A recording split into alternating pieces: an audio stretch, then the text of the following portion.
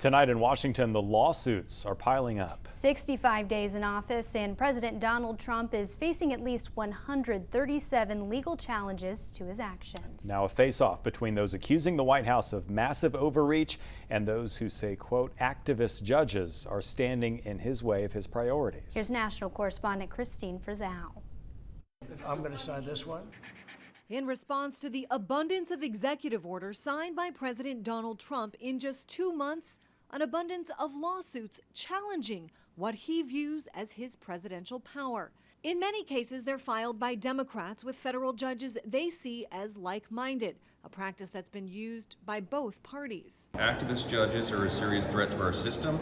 It has increased in number. It has increased in intensity. This is not the way the system is supposed to work. The system now being challenged in new legislation called No Rogue Rulings Act, which seeks to limit the authority of federal judges to impose nationwide injunctions. Congress is saying when a federal judge issues an injunction that covers the whole country, that's too broad a power for one judge to have. A judge should only have the power where the state that he is located in. Lawsuits include challenges to the widespread firing of federal workers and dismantling of agencies created by Congress, the blocking of Trump's executive order seeking to end birthright citizenship, and his use of the Alien Enemies Act to deport 261 migrants he calls criminals without due process, which critics say interferes with U.S. national security. The Constitution gives the president the power to make the judgments about how we deal with foreign nationals when we are animated by national security concerns.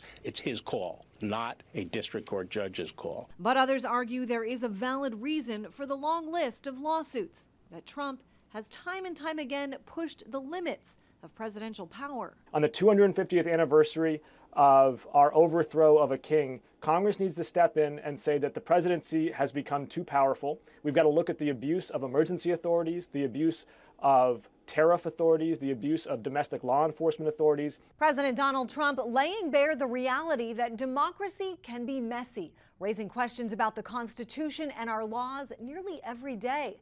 Constitutional experts say the answers to many of them will end up being determined by the U.S. Supreme Court. I'm Christine Frizzell reporting.